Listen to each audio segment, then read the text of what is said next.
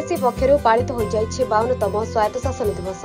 ए अवसर में शनिवार एनएसी सभागृह एक संबर्धना सभार आयोजन करा जायतिला। तेज एनएसी कार्यनिर्वाही अधिकारी सरोज कुमार आचार्य अध्यक्षतार अनुष्ठित सभार मुख्य अतिथि भाव में राज्यसभा सांसद सुभाषिष खुंटिया जोग देथिले। एनएसी होइतिबा विकासमूलक कार्य पर गुरुत्व देथिले एवं अंचल विकास आम हाथ में बोली कहिथिले। अन्यमानक मध्य राज्य खाद्य सुरक्षा आयोग सदस्य प्रियव्रत सामंतराय, एनएसी अध्यक्ष शेख बाबू, उपाध्यक्षा भाग्यवती महाराणा, पुरी निमापड़ा कोऑपरेटिव बैंक सभापति किशोर छोटराय प्रमुख अतिथि भाव में जोगदे स्वायत्त शासन दिवस उपर मंतव्य प्रकाश करथिले। ए अवसर में स्वेच्छासेवी पूर्वतन काउंसिलर, स्थानीय गणमाध्यम प्रतिनिधि, व्यक्ति विशेषज्ञ को अतिथि मानक द्वारा संबर्धित करा जायतिला। एही कार्यक्रम में पुरी सांसद और पिपिली विधायकों को निमंत्रित करा जायतिले सुधा उभय अनुपस्थित थिले। Bureau report ABC Odia.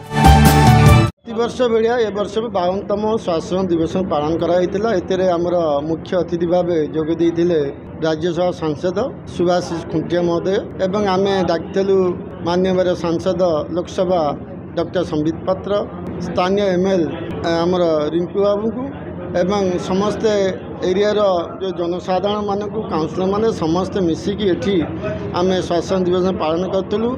आम आज शपथ नेलु पिपिली एनएसी को सर्वभारतीय स्तर 1 नंबर केमती करूँ। विगत दिन में पिपिली एनएसी सर्वभारतीय स्तर में स्वच्छता लिगाल प्रथम स्थान अधिकार करता। बर्तमान आमर पिपिली एनएसी द्रुत गति अग्रसर करुच्ची। आपन जानते हैं सेल्फी पॉइंट गोटे आम करूँ जहाँ ओडिशा नहीं सारा भारत में तार चहल सृष्टि करछि।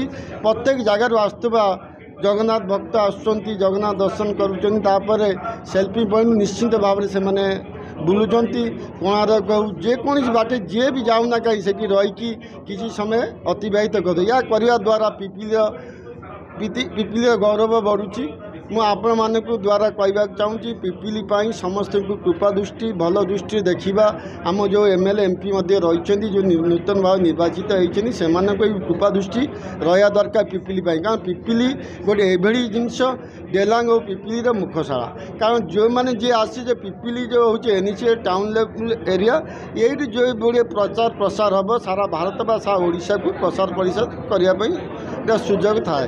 मु आज दुखित दुख प्रकाश करुच्ची 2 जन न आसियर आम प्राय समस्ते काउंसिलर बंधु एवं जो मैंने जनसाधारण समस्ते अपेक्षा करतेलु माननीय विधायक और सांसद आसवे बोली आसले से आम बहुत दुखित।